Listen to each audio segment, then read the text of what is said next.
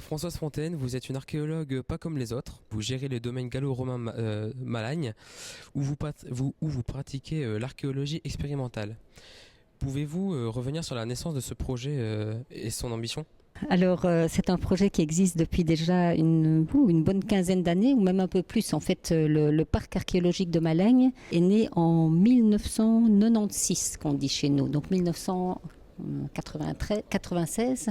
Et donc, il est né de la découverte, non pas de la découverte du site, mais de la mise en valeur suite à des fouilles intensives qui ont été faites, donc à ce moment-là. Le but poursuivi, en fait, était de valoriser une villa, c'est-à-dire un domaine agricole. Et donc, on s'est dit comment faire revivre un domaine agricole, mais en y pratiquant les gestes que nos ancêtres vivant dans un domaine agricole pouvaient pratiquer.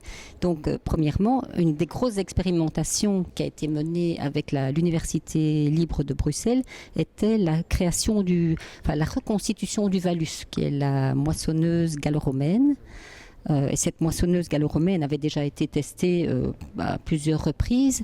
Il fallait comprendre la façon dont l'animal tracteur, en l'occurrence ici un âne, pouvait tracter cette machine assez compliquée. Et en fait, ce sont des problèmes techniques qui ne sont pas si simples et qui ne peuvent être résolus qu'avec l'expérimentation. Nous reconstituons aussi des différents types de fours, les bas fourneaux, donc pour savoir un petit peu comment on extrayait le métal, comment on le fondait pour pouvoir le travailler ensuite.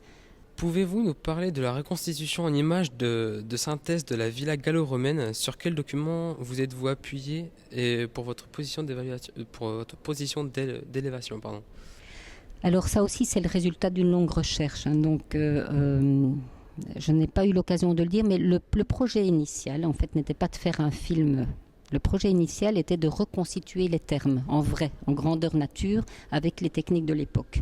Ça, c'était le point de départ, puisque les thermes étaient un sujet tout à fait intéressant, et notamment les thermes privés.